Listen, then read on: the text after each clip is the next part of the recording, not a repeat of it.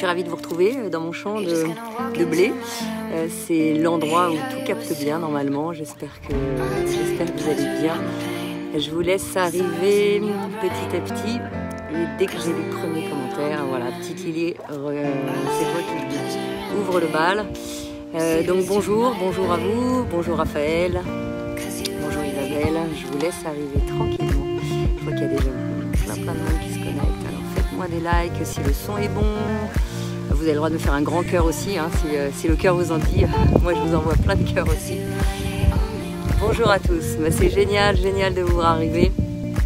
Et je me réjouis à chaque fois de ces rendez-vous. Je ne sais pas pourquoi nous on a le vent qui arrive ici, alors que je ne suis pas dans le sud de la France.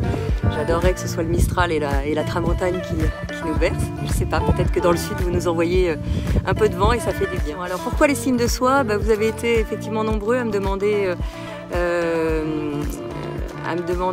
il y avait eu plusieurs thèmes d'ailleurs, on traitera évidemment d'autres thèmes ensemble, mais l'estime de soi revenait souvent. Beaucoup me disent qu'effectivement ils ont vécu des choses difficiles dans le passé et qu'ils savent pas forcément, ils n'arrivent pas forcément à remonter la pente et que l'estime d'eux a été un peu cassée par des parents, par des moments voilà, un peu douloureux, un peu difficiles et qui n'arrivent pas à retrouver confiance en eux, mais au-delà de la confiance, même de l'estime de soi, c'est-à-dire de prendre du temps pour se reconstruire et retrouver de l'amour pour soi. Donc je sais que c'est un sujet qui est assez vaste. C'est un sujet qui est évidemment le centre de tout ce qui suit, parce que quand on n'a pas confiance en soi, quand on ne retrouve pas un peu d'amour pour soi, qu'est-ce qui se passe? Naturellement, le reste est plus difficile, parce qu'on ne va pas forcément vers sa voie, on n'arrive pas à connecter avec nos valeurs, on se sent toujours diminué, toujours en dessous des autres, on est toujours dans cette comparaison des autres. Et donc, forcément, c'est toujours difficile. Alors, je vais essayer de vous livrer des clés qui m'ont, moi, aidé à reconstruire cette estime de soi. Parce que, encore une fois, je ne crois pas qu'une personne au monde n'ait jamais vécu quelque chose de difficile. Et c'est vrai que dans l'enfance, on a tous nos boulets, on a tous des moments difficiles à traverser. Et c'est le lot de chacun. Alors, plus ou moins difficile, vu par d'autres, moins difficile que d'autres. Mais quand on les vit soi-même, tout ce qu'on vit, c'est toujours très difficile. Et ça, je crois que c'est fondamental de prendre ce temps pour soi, pour retrouver petit à petit nos propres valeurs et puis petit à petit reconstruire cet amour qu'on peut avoir pour soi. Alors, je vais vous partager un certain nombre de clés qui moi, m'ont aidé. Encore une fois, je ne sais pas mieux que vous, je vous partage simplement mon expérience et n'hésitez pas à partager la vôtre aussi, n'hésitez pas à commenter. Et si vous avez des exemples, n'hésitez pas non plus à les raconter, parce que tout le monde, je vois qu'il y a une vraie communauté qui s'est créée et puis les gens parlent entre eux. Et voilà, je sais que vous demandez aussi des groupes. J'ai pas assez de temps pour tout organiser. Ça prend... voilà, j'aimerais pouvoir le faire un peu plus. Mais je le ferai, voilà, mais n'hésitez pas à commenter, parce que chacun peut voir les commentaires. Et puis c'est ça qui va faire que, voilà, on peut évoluer. Donc moi je vais vous partager ce qui m'a aidé. Et puis voilà, vous mettez en commentaire ce qui vous aide aussi. Et comme ça on grandit ensemble. Merci à tous d'être là, je vois passer plein de commentaires, merci déjà. Bonjour Perrine, bonjour au Liban. Bonjour au Liban, j'ai vu qu'il y avait la Réunion, j'ai vu qu'il y avait le Québec. Voilà, vous venez de partout et de plein d'endroits en France. Alors notez-moi vos régions, hein, comme ça moi je voyage avec vous. Alors, première clé sur l'estime de soi. Moi, ce qui m'a beaucoup aidé, c'est de faire des petites choses à chaque fois, et petites choses chaque jour. À chaque fois que je fais des petites choses, des choses qui me paraissent pas très signifiantes, mais à chaque fois que vous faites une petite chose, vous êtes fiers de vous. Ça peut être n'importe quoi, ça peut être, je sais pas, de se mettre en cuisine. Alors c'est vrai que je parle beaucoup de cuisine parce que je suis très très gourmande et j'adore cuisiner. Donc c'est vrai que je parle beaucoup de cuisine, mais moi par exemple de cuisiner quelque chose pour mes amis, voilà, pour les autres, quelque part ça met en joie, et puis on est toujours fier de soi quand on partage quelque chose. Donc ça peut être cuisiner, ça peut être même simplement se poser, écouter une conférence, ça peut être faire des petites choses, parce que je me suis rendu compte que quand notre confiance en nous était très basse, quand notre estime de nous était très basse, on a tendance à se refermer complètement et à se dire que de toute façon on est nul en tout. Donc se mettre à l'action pour faire des petites choses, se bouger simplement déjà, simplement bouger. Bouger, ça veut dire quoi? Ça veut dire se mettre en action. hein, parce que sinon on a tendance à procrastiner, à s'enfermer dans ce qu'on est en train de vivre, et puis on cogite, ou alors on est en léthargie devant un film. Je dis pas que c'est pas bien de regarder des films, au contraire, hein, ça peut être des très bons moments aussi, mais fixez-vous des petites actions qui vont vous aider à justement sortir de cet état, parce que le simple fait de se lever, de bouger, sauter même en l'air, vous allez voir que naturellement, le corps se met en action et on a une autre énergie en soi. Et le fait d'avoir une belle énergie, le fait d'avoir une énergie positive, je ne sais pas si vous avez vu la vidéo que je vous ai envoyée ce matin sur cette danse-là qui est juste géniale en Afrique, et cette musique que j'adore. Voyez, le fait simplement de bouger, et puis de bouger peut-être n'importe comment, de se laisser aller. Eux, ils dansent très bien, même moi je ne sais pas danser comme ça, mais j'avais les écouteurs ce matin, je me baladais et puis je bougeais dans la nature. Bon, j'ai croisé 1 ou 2 voitures qui m'ont pris pour une folle, mais bon, c'est pas très grave. Ils me connaissent pas, je les connais pas, et puis de toute façon ça m'a fait du bien. Le simple fait de bouger, bougez-vous dans la nature, bougez-vous, sautez dans votre salon, vous allez vous rendre compte que petit à petit, rien que de retrouver cette énergie, ça fait du bien. Donc faites des petites choses, parce que ces petites choses cumulées, qu'est-ce qui va se passer ? Ces petites choses cumulées à la fin de la journée, ça va vous donner une confiance, ça va vous donner une meilleure estime de vous, ça va vous donner l'entrain à faire un certain nombre de choses. Je vois passer André. Bonjour André, du Québec. C'est chouette de vous retrouver tous là-bas et c'est un bon moment. Donc première clé, faites des petites choses qui cumulées va vous renforcer l'estime de vous et vous rendre surtout fier de vous. La deuxième clé, en tout cas la deuxième chose qui m'aide beaucoup, c'est d'entraîner mon cerveau à voir les choses autrement. À voir les choses non pas de façon excessivement positive, mais plutôt que de focaliser sur ce qui ne va pas, parce qu'il y a toujours un tas de choses qui ne vont pas. C'est-à-dire qu'on peut passer notre journée à lister ce qui ne va pas. Ou alors, on peut passer aussi notre journée à lister tout ce qui va bien. Et vous allez vous rendre compte que finalement, il y a beaucoup de choses qui vont bien. Et quand, par exemple, on apprend une mauvaise nouvelle ou quelque chose qui nous contrarie, ça peut être une petite chose, mais ça peut être quelque chose de plus important, observez quand même qu'il y a plein de choses dans cette même journée qui vont extrêmement bien. Et ça aussi, sur l'estime de soi, c'est important parce qu'on se rend compte que plus on focalise notre cerveau sur ce qui ne va pas, moins on a de l'estime pour soi, plus on a l'impression que tout ce qu'on fait est mauvais. Quand ça ne va pas, notre cerveau nous explique tout ce qui ne va pas dans notre vie et on se prend pour des mauvais, on se prend pour des gens qui n'ont pas de valeur. Et c'est pas vrai. C'est pas vrai. Il y a plein de choses qui vont et le plus vous focalisez sur ce qui va bien dans votre vie, j'entends souvent quand j'accompagne des gens, non mais moi Maud, j'ai tout raté dans ma vie, je suis nulle. C'est pas vrai. On peut pas tout rater dans sa vie. On peut avoir loupé certaines choses, avoir fait des mauvais choix aussi, et ça c'est normal. Mais on loupe pas tout.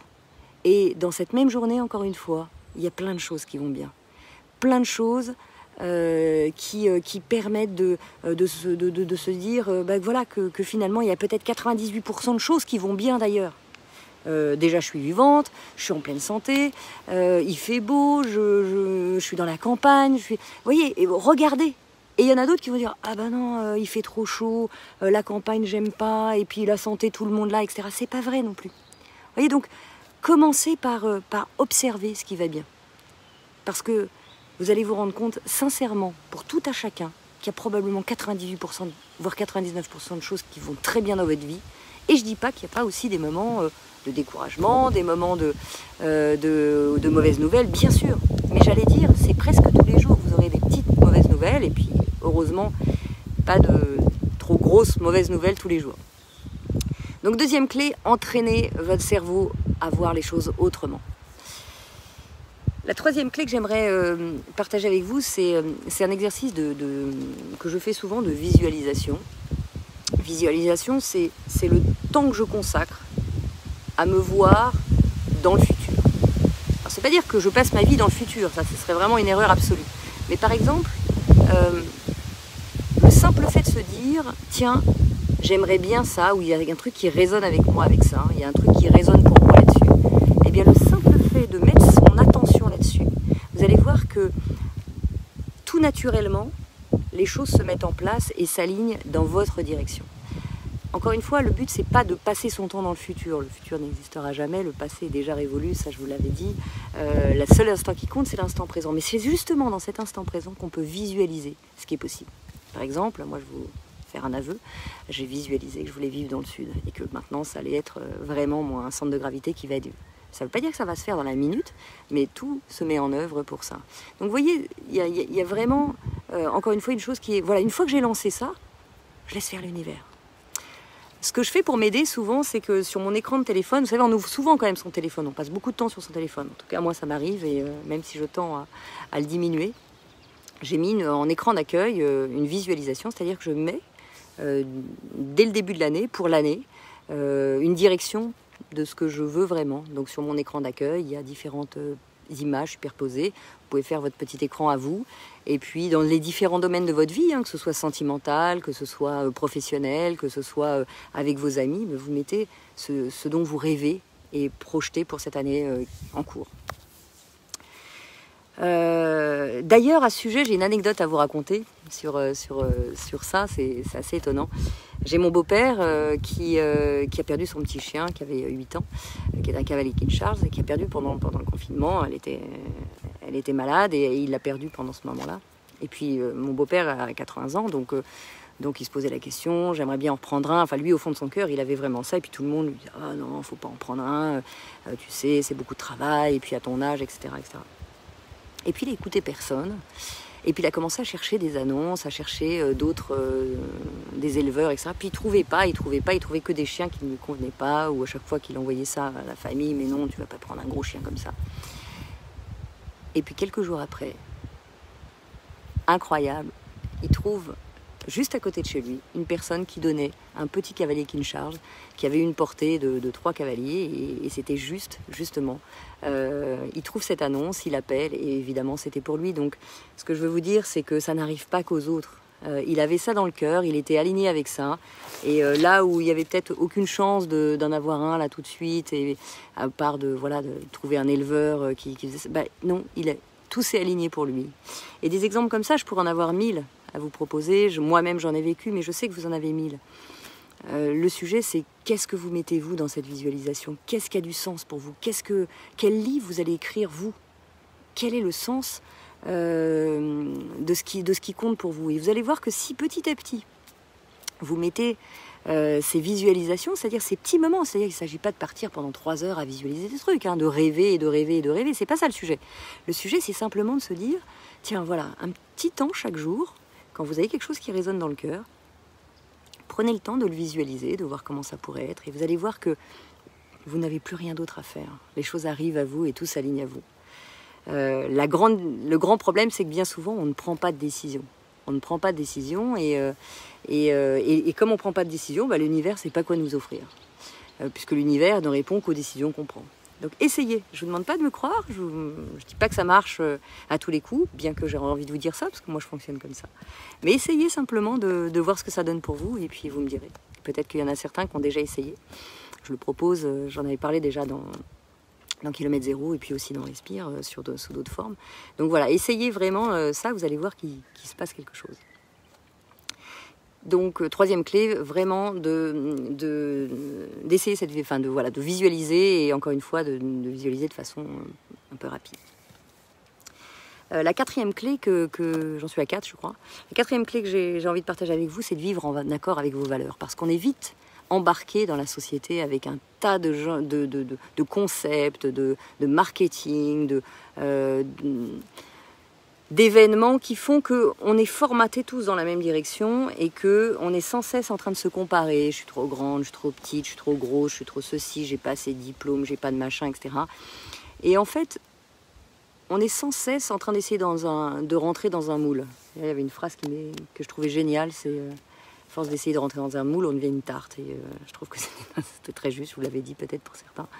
Mais voilà, non, on va pas devenir des tartes, quoi. On n'a pas besoin de rentrer dans un moule. On est qui on est, avec nos propres valeurs, avec encore une fois ce qui a du sens pour nous, et essayer de rentrer dans cette illusion de la société, c'est absurde. C'est absurde.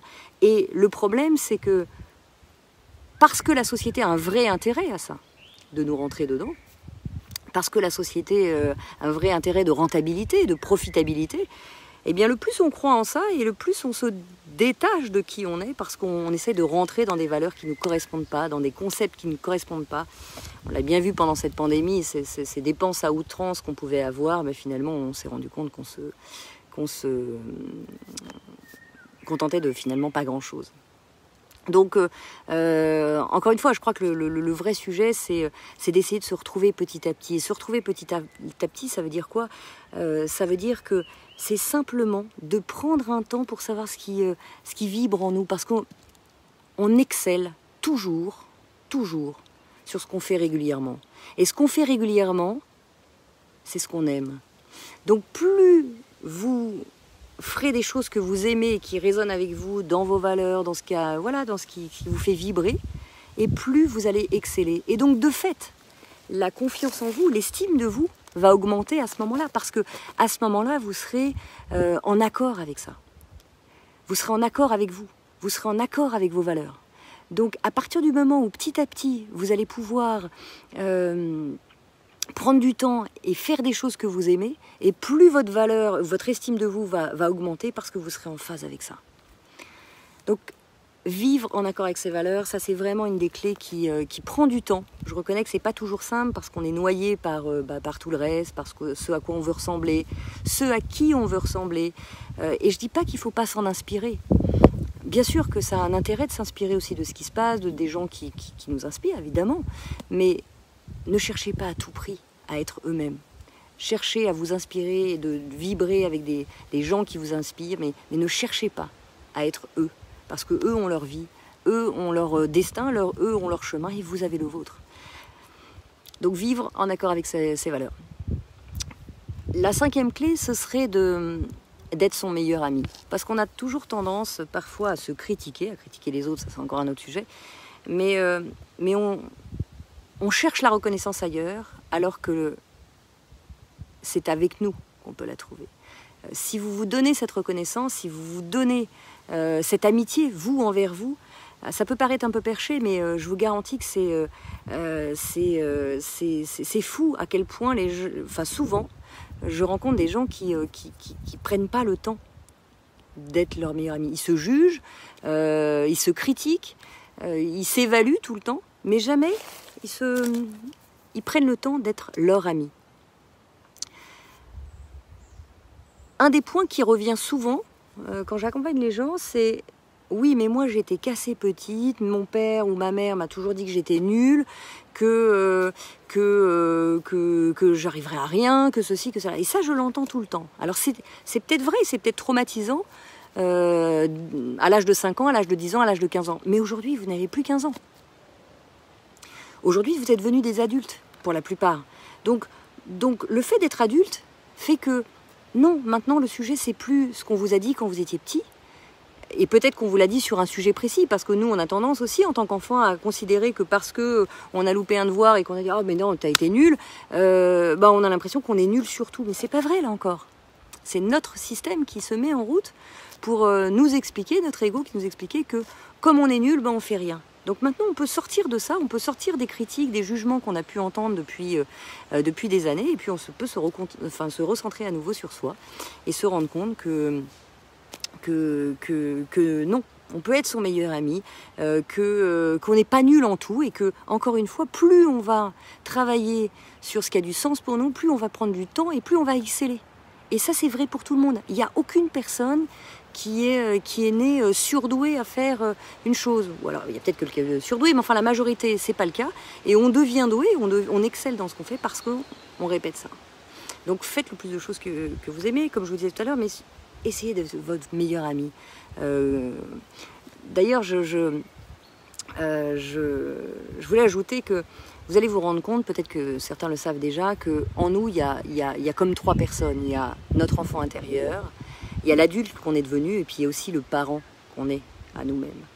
Donc, et on a tout le temps ces 3 rôles, avec nous, mais aussi avec les autres. Parfois, on est le parent de quelqu'un, mais pas le parent uniquement de vos enfants, le parent parce qu'on agit comme un parent avec une amie ou un ami, ou alors on va agir comme un enfant parce qu'on a besoin de reconnaissance, ou alors on va avoir des relations d'adulte à adulte.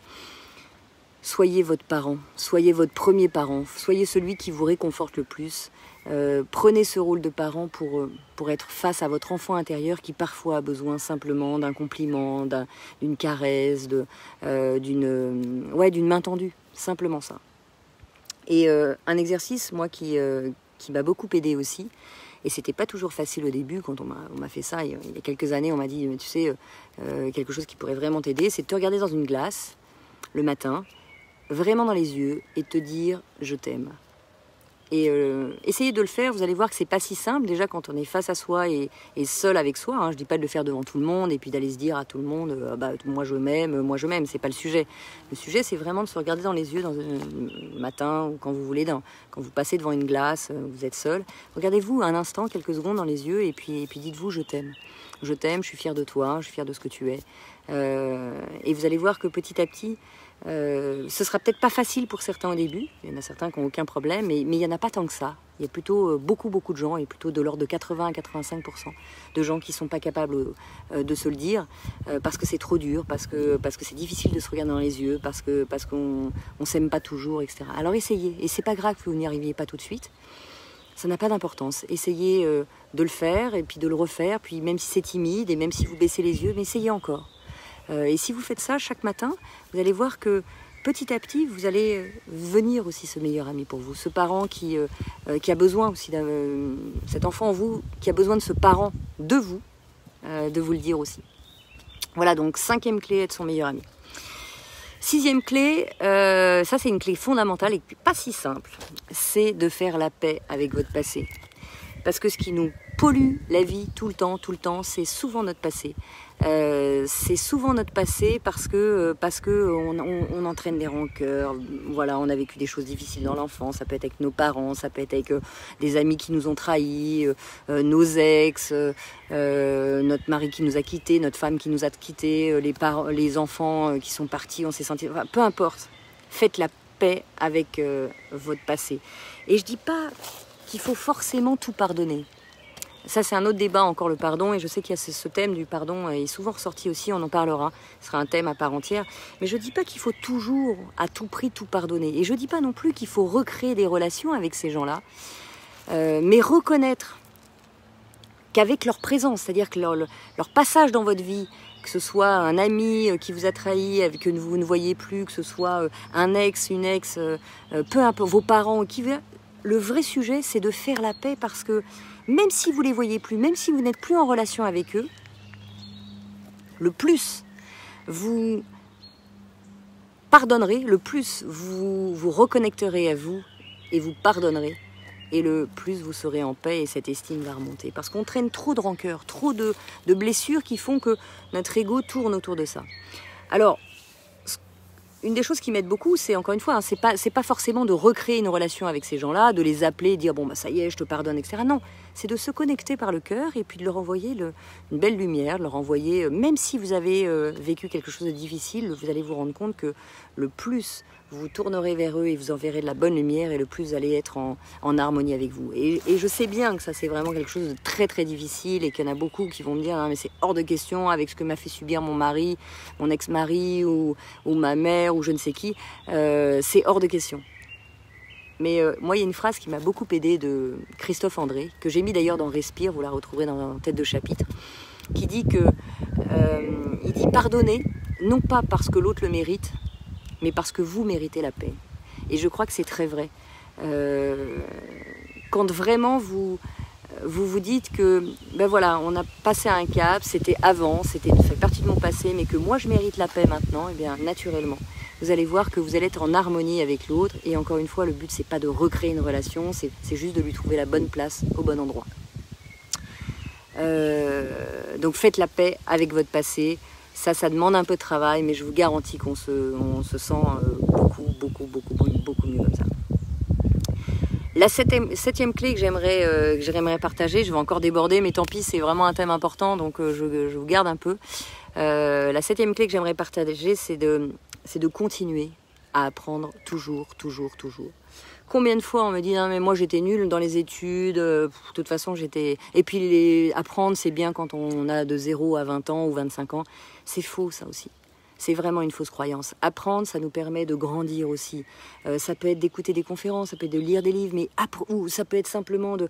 quelle que soit l'activité, vous aimez la mécanique, mais apprenez dans la mécanique. Vous aimez le footing, mais renseignez-vous. Continuez à apprendre tout le temps, tout le temps, tout le temps. Parce que plus on apprend, plus on a aussi cette estime de soi, de pouvoir vivre à travers différents univers, de partager différents univers.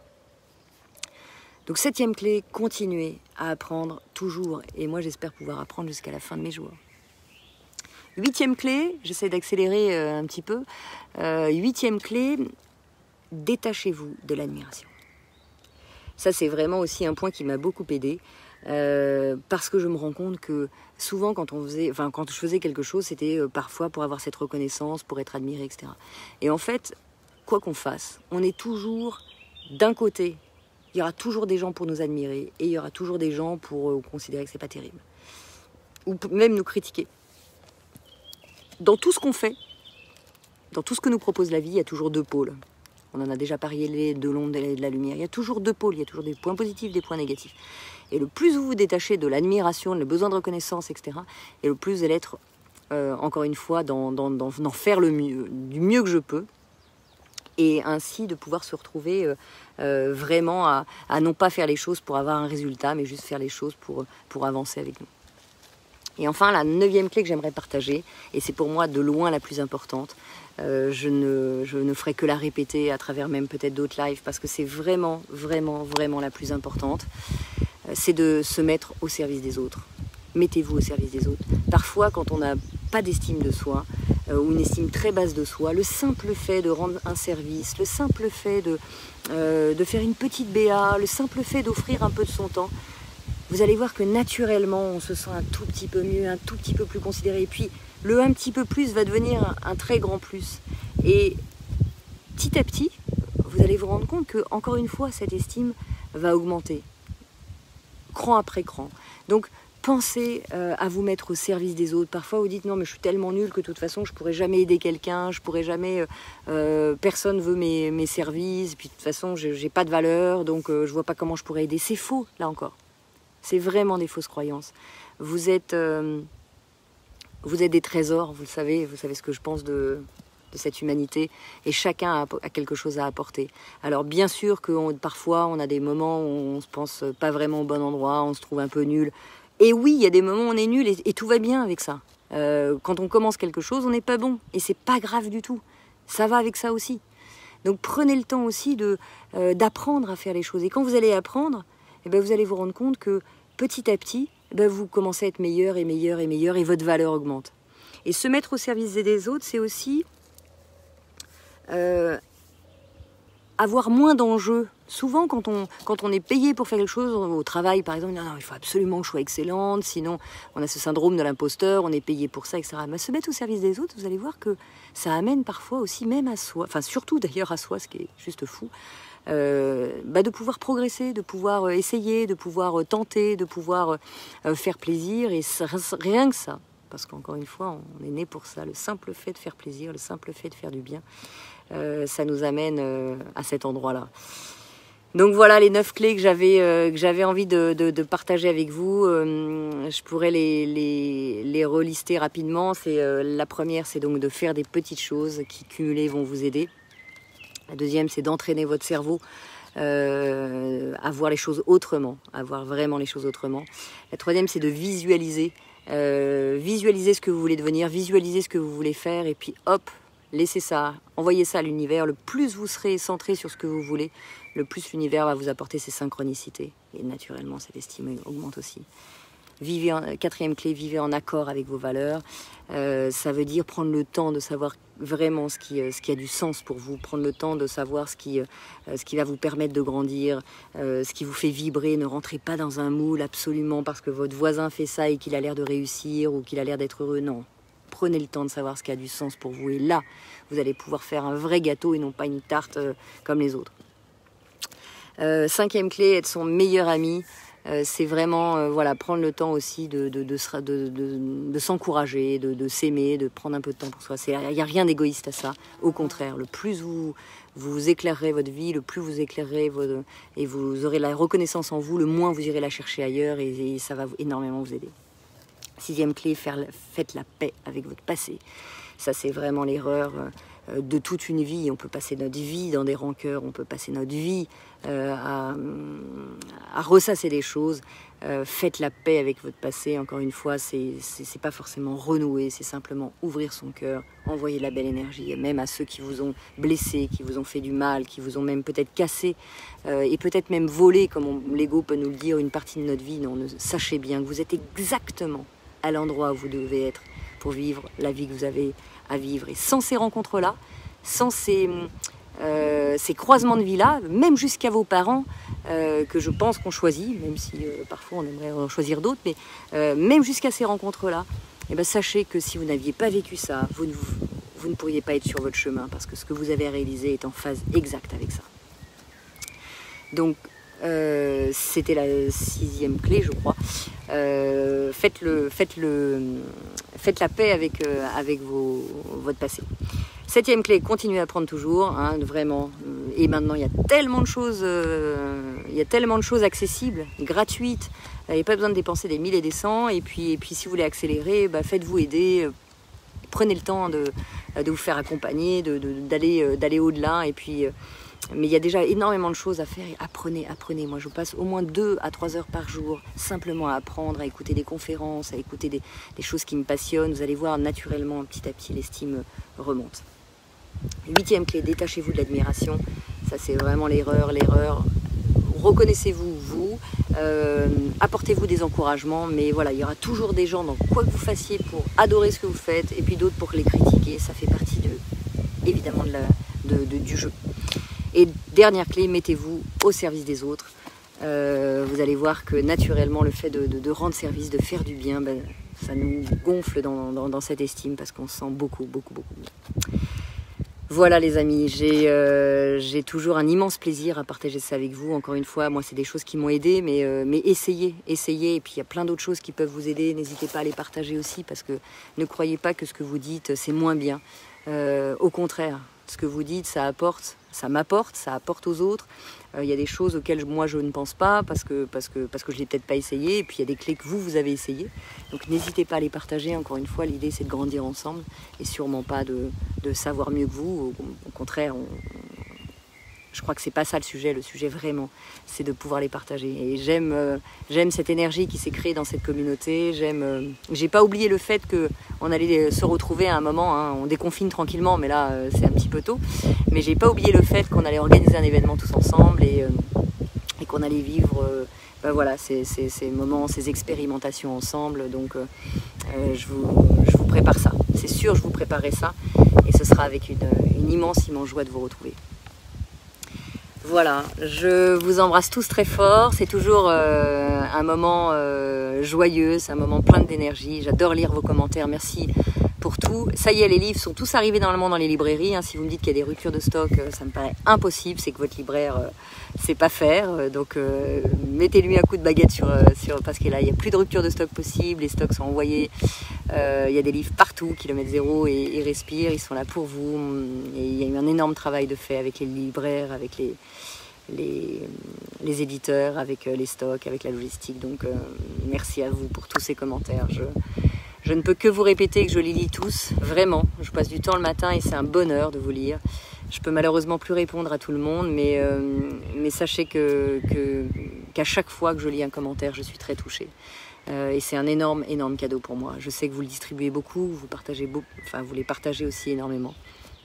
Et vous, évidemment, vous me faites un énorme cadeau, bien au-delà des cadeaux que vous faites autour de vous. Je vous embrasse tous très fort, je vous souhaite le meilleur et certains me demandaient où est-ce qu'on peut retrouver ces vidéos. Alors elles sont toutes en accès libre sur mon site internet www.kmz.fr où vous tapez simplement Modankawa sur un moteur de recherche, vous allez voir mon site.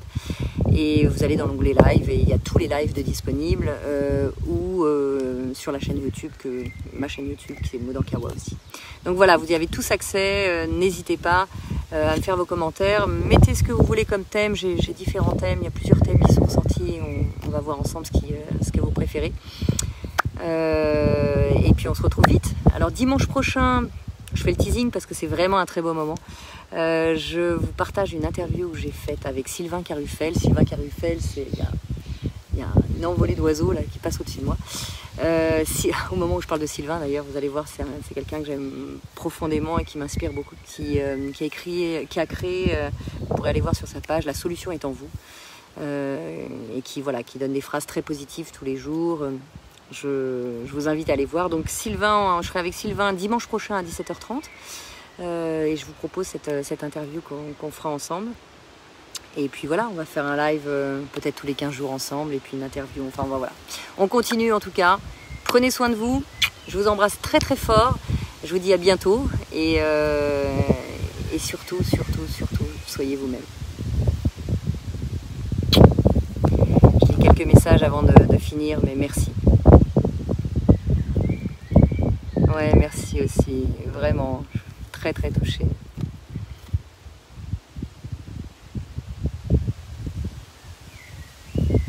Moi aussi, je vous envoie plein de cœurs.